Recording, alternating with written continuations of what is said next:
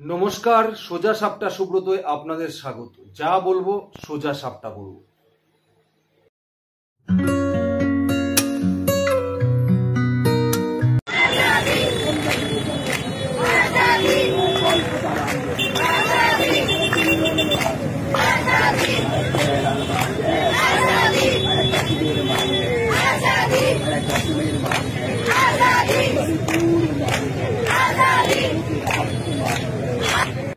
এরা হলো কন্ডম ফাটা মাল, যারা ছোট থেকে দেখছে বাবা মায়ের কাছ থেকে আজাদি চাইছে, মা বাবার কাছ থেকে আজাদি চাইছে, তাই ছোট থেকে আজাদি চাইতে চাইতে আজকে রাস্তার মোড়ে এসে দাঁড়িয়েছে। এরপরে কবরে যাওয়ার সময়ও এরা আজাদি চাইতে চাইতে যাবে। মাফ করবেন, ক্ষমা করবেন, এর থেকে ভালো ভাষা আমার জানা নেই এদের জন্য। তার কারণ যে ভারতে জন্মগ্রহণ করে ভারতে থেকে ভারতেরটা খেয়ে ভারতে বড় হওয়ার পরেও ভারত বিরোধী স্লোগান দেয়, ভারতকে টুকরো টুকরো করার কথা চিন্তা করে, যে সমস্ত উগ্রপন্থীরা যে যে স্লোগানগুলো ব্যবহার করে সেই স্লোগানগুলো এই স্বাধীন ভারতের রাস্তায় দাঁড়িয়ে ব্যবহার করে, তাদের উদ্দেশ্যে এর থেকে ভালো ভাষা আমার জানা নেই। যদি আপনাদের থাকে আপনারা আমাকে বলবেন। এরা হলো সেই সমস্ত অতিবাম যারা শুধুমাত্র রাস্তায় নামে আন্দোলনের জন্য প্রতিবাদের ভাষা হয় এদের সারা রাস্তায় ওপেন, প্রত্যেক মানুষের সামনে একে অপরকে চুম্বন করা। এদের প্রতিবাদের ভাষা হয় মেয়েদের অন্তঃবাস পরে ছেলেরা রাস্তায় হাঁটা, এটাই এদের কাছে আজাদি। দেখুন, যেভাবে আরজি করের ঘটনাটাকে এরা রাজনীতিকরণ করতে চাইছে এবং যেভাবে এরা ফায়দা তুলতে চাইছে তা আজকে প্রকাশ হয়ে গেছে সবার সামনে। এরাই কিন্তু ভোট আসলে বলে নো ভোট টু বিজেপি।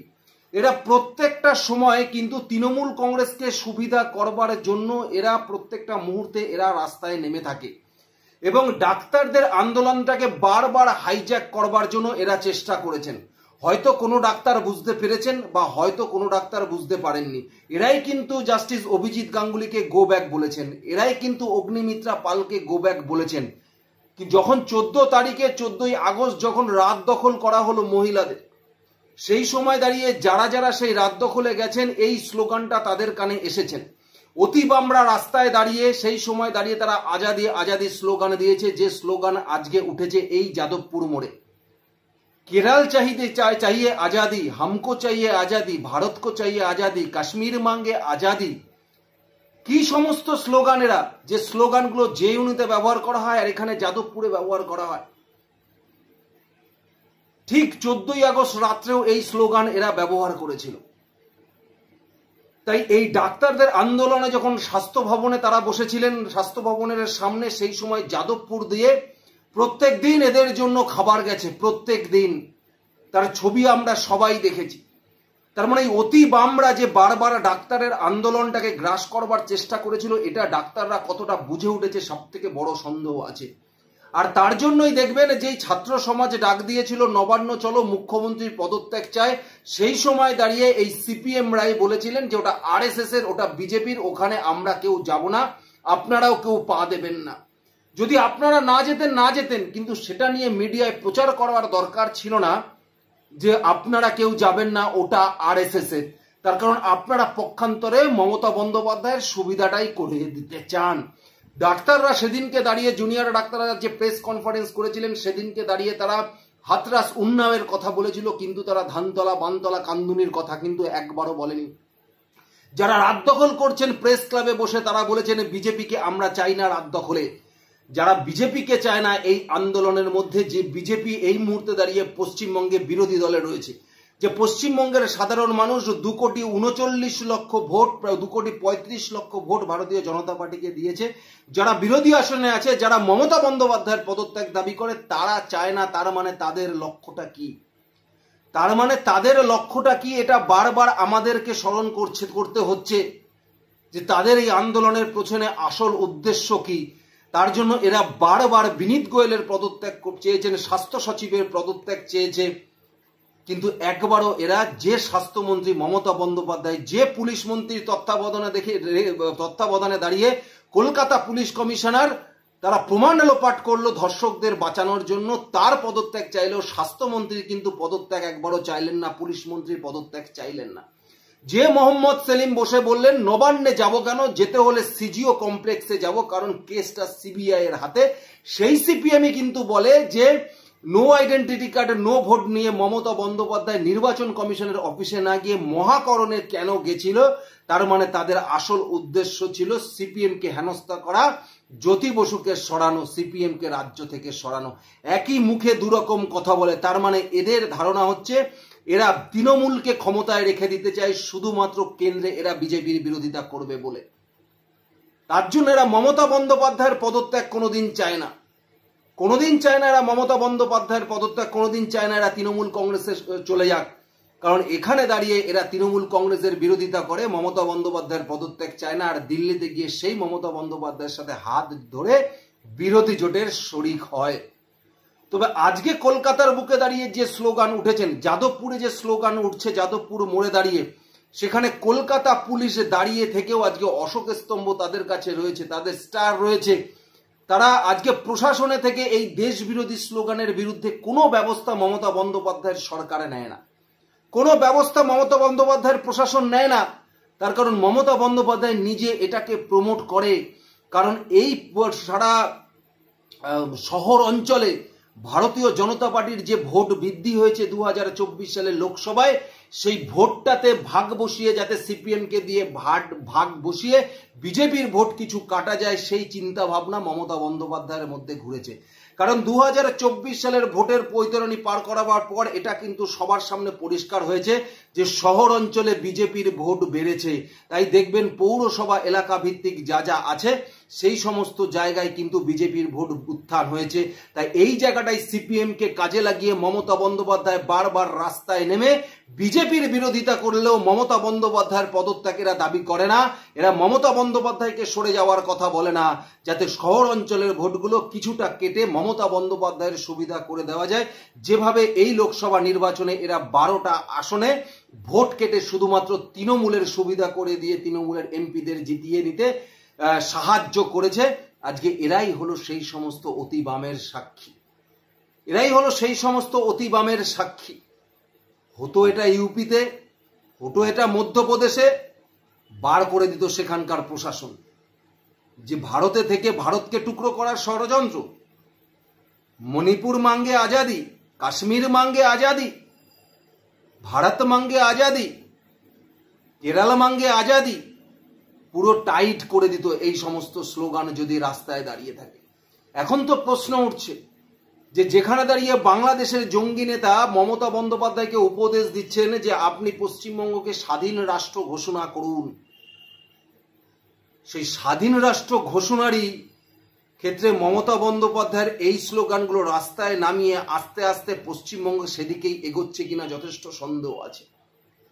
দীর্ঘ সময় আমরা কাশ্মীরে দেখেছি একের পর এক ভারতীয় সৈন্যকে মেরেছে, ভারতীয় সৈন্যরা মারা গেছে উগ্রপন্থীদের হাতে।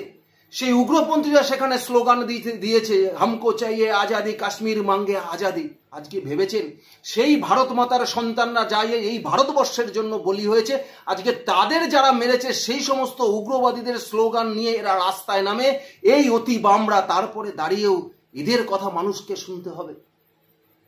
কেন এদেরকে উত্তম মধ্যম দেওয়া হবে না? কেন উত্তম মধ্যমকে দেওয়া হবে না এদেরকে?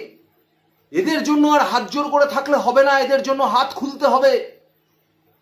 পশ্চিমবঙ্গকে বাঁচাতে গেলে, ভারতবর্ষকে বাঁচাতে গেলে এরকম উগ্রবাদী যারা আছেন, যারা বিচ্ছিন্নতাবাদী আছেন, যারা ভারতবর্ষে থেকে ভারতের খেয়ে ভারতের পড়ে ভারতকে টুকরো করবার ষড়যন্ত্র করে, তাদের বিরুদ্ধে গর্জে উঠতে হবে। তাদের বিরুদ্ধে সাধারণ মানুষকে গর্জে উঠতে হবে। কারণ পুলিশ প্রশাসন ঠুটো জগন্নাথ এই রাজ্যে মমতা বন্দ্যোপাধ্যায় এই অতি বামদের এই উগ্রপন্থাকে সর্বত্রভাবে সমর্থন করছে শুধুমাত্র বিজেপিকে ঠেকানোর জন্য, যাতে ভোট কেটে কিছুটা সুবিধা করে মমতা বন্দ্যোপাধ্যায়ের মসনদেরা টিকিয়ে রাখতে পারে। না হলে এরকম দেশ বিরোধী স্লোগান, জঙ্গিদের স্লোগান, তারপরে দাঁড়িয়েও পুলিশের কোনো অ্যাকশন নেই। যেখানে দাঁড়িয়ে বলুন তো শাসক দলের বিরুদ্ধে দুটো কথা বলুন, তাদের চুরির তথ্য আপনি বাইরে আনুন, আপনাকে পুলিশি হেনস্থা করা হবে। আপনি বাড়িতে থাকতে পারবেন না, রাতে এসে বাড়ি থেকে তুলে নিয়ে যাবে। বিভিন্ন ইউটিউবারদের দেখছেন না, কারোর ব্যাংক অ্যাকাউন্ট সিজ করছে, বাড়িতে এসে ল্যাপটপ ফোন তুলে নিয়ে যাচ্ছে, হ্যারাস করছে, আর সেখানে পুলিশের সামনে দাঁড়িয়ে ভারত বিরোধী স্লোগান দেয়। তার মানে এই সরকারটা এই ভারত বিরোধী মানসিকতাকে সমর্থন করছে। এই সরকারটা ভারত বিরোধী যে নিজে, সেটা প্রমাণ করে দিচ্ছে এই পুলিশের কিছু না বলা এই ভারত বিরোধী স্লোগানের বিরুদ্ধে। আজকের দিনে দাঁড়িয়ে এই তৃণমূল কংগ্রেস সরকার যে ভারত বিরোধী, এই তৃণমূল কংগ্রেস সরকার যে নিজেরা এই ভারত বিরোধী স্লোগানকে সমর্থন করে, আজকে তা প্রকাশ পেয়ে যাচ্ছে। আজকে তা প্রকাশ পেয়ে যাচ্ছে। জেএনইউতে যখন স্লোগান উঠতো, যাদবপুরে স্লোগান উঠতো, তৃণমূল কংগ্রেস কেউ কোনো কথা বলেনি, কারণ এরা ভাবতো এই স্লোগান হয়তো বিজেপির বিরুদ্ধে স্লোগান, এই স্লোগান হয়তো নরেন্দ্র মোদীর বিরুদ্ধে স্লোগান, কারণ যেহেতু ওখানে কাশ্মীর মাঙ্গে আজাদি করে উগ্রপন্থীদের দিকে ভারতীয় সেনার ট্যাঙ্ক এগিয়ে গেছে, ভারতীয় সেনারা চোখে চোখ রেখে লড়াই করেছে, উগ্রপন্থীদের খতম করেছে, তাই ভেবেছে এদের স্লোগান মানে বিরোধী, মোদীর বিরোধী স্লোগান। কিন্তু এই স্লোগান যে দেশ বিরোধী স্লোগান, দেশকে টুকরো টুকরো করার স্লোগান, দেশের বিরোধী শক্তি এদের মস্তিষ্কে ভর করে রয়েছে। এরা চায় সমাজকে বিভক্ত করতে, এরা চায় দেশকে বিভক্ত করতে, দেশকে টুকরো করতে, আর সেখানে দাঁড়িয়ে এই সরকার এটাকে প্রমোট করছে, এই সরকার এটাকে সাহায্য করছে। না হলে একজন পুলিশ সরকারে পুলিশের রাস্তায় দাঁড়াই থাকার পরেও এই ভারত বিরোধী স্লোগানের কোনো ব্যবস্থা হয় না। কেন তাদের উপর লাঠিচার্জ করে সরিয়ে দেওয়া হচ্ছে না? কেন তাদেরকে ঠেলে তারা যে রাস্তা অবরোধ করে রেখেছে তাদেরকে কেন প্রিজন ভ্যানে তোলা হচ্ছে না? আর সেই রাজ্যে যে সমস্ত শিক্ষকরা, যোগ্য শিক্ষকরা পরীক্ষা দিয়েও চাকরি পায়নি, তাদের চাকরিগুলো বিক্রি হয়ে গেছে, আজকে যাদেরকে টেনে টেনে প্রশাসন আজকে প্রিজন ভ্যানে তোলে, কিন্তু আজকে এদের তুলছে না। এরা ভারত বিরোধী স্লোগান দিচ্ছে, এরা সরকার বিরোধী স্লোগান দিচ্ছে। শুধুমাত্র বর্তমান সরকারের চুরিটাকে সামনে আনার জন্য পরীক্ষার্থীদের তাদের অধিকারের লড়াই লড়েছে, তাদের ট্রেনে প্রিজন ভ্যানে তুলেছেন। আর যারা নিজের দেশকে টুকরো করতে চাইছে, দেশ বিরোধী স্লোগান দিচ্ছে, তাদের সমর্থন কি চায় সরকার? কি চায় এই তৃণমূল কংগ্রেসের সরকার? বাম অতিবামদের এজেন্ডা তো একটাই, মমতা বন্দ্যোপাধ্যায়কে গতিতে রেখে দাও, তৃণমূল কংগ্রেসের সুবিধা করে দাও, এটাই তাদের এজেন্ডা। তাই তো ইলেকশন আসলেই বলে no vote to BJP, no vote to BJP, একবারও বলে না no vote to Trinamool, no vote to Trinamool. তাই তো আজকে তারা শূন্যে পরিণত হয়েছে, এরপরে মহাশূন্যে বিলীন হয়ে যাবে। বিলীন এদেরকে হতেই হবে, কারণ মানুষ আস্তে আস্তে বুঝতে পারছেন যে ডাক্তারের আন্দোলনটাকে হাইজ্যাক করার যে পরিকল্পনা বাম অতিবামরা নিয়েছে, আজকে তা ক্রমশ প্রকাশ্যে। এইবার জুনিয়র ডাক্তারদের সিদ্ধান্ত নিতে হবে যে তারা এই অতিবামদের সাথে থাকবে কি থাকবে না, কারণ তাদের প্রত্যেকটা প্রেস কনফারেন্সে এটা প্রমাণিত তারা এই অতিবামদের সাথে আছে, এটা প্রমাণিত, তাদের প্রত্যেকটা কথার মধ্যে থেকে এটা উঠেছে। তাই তারা কোনোদিন পুলিশ মন্ত্রীর পদত্যাগ চায়নি, নবান্নে গিয়ে মমতা বন্দ্যোপাধ্যায়ের পদত্যাগ চায়নি। তারা সিস্টেম পরিবর্তন করতে চেয়েছে, কিন্তু সিস্টেমের মাথায় যে বসে থেকে সিস্টেমটাকে কলুষিত করেছে, নোংরা করেছে, তার পদত্যাগ তারা দাবি করেনি। তাই প্রত্যেকটা মানুষ কিন্তু উপলব্ধি করতে পেরেছে অভয়ের বিচার প্রত্যেকটা মানুষ চায়। প্রয়োজনে প্রত্যেকটা মানুষ নিজেরা রাস্তায় নামবে অভয়ের বিচারের জন্য, বিচারের দাবিতে। তা বলে এই অতিবামদের এই স্লোগানকে তারা কোনোদিন সমর্থন করবে না, বা অতিবামদের এই মানসিকতাকে তারা কোনোদিন সমর্থন করবে না। আর যে সমস্ত জুনিয়র ডাক্তাররা তারা বিজেপিকে ছেড়ে দিয়ে আপনারা আন্দোলনে যেতে চাইছেন, এটাও আপনাদের পক্ষে কোনোদিন কখনো সম্ভব হবে না, কারণ এই রাজ্যে ভারতীয় জনতা পার্টি বিরোধী আসনে রয়েছে। এই রাজ্যে 2,35,00,000 মানুষ চেয়েছেন ভারতীয় জনতা পার্টি ক্ষমতায় আসুক, তাই তারা ভোট দিয়েছেন। সুতরাং এটাও আপনাদেরকে মাথায় রাখতে হবে। সুতরাং সরকারের বিরোধিতা যদি কেউ করে থাকে, তৃণমূল সরকারকে যদি কেউ হাঁটাতে পারেন, বা মমতা বন্দ্যোপাধ্যায় যদি কেউ পদত্যাগ করাতে পারে, সেটা একমাত্র ভারতীয় জনতা পার্টি, কারণ এই মুহূর্তে বিরোধী আসনে ভারতীয় জনতা পার্টি রয়েছে, এবং আগামী দিনে পশ্চিমবঙ্গের মানুষ ভারতীয় জনতা পার্টিকেই কিন্তু ক্ষমতায় দেখতে চাইছে। এটা আপনারা সবাই মাথায় রাখবেন।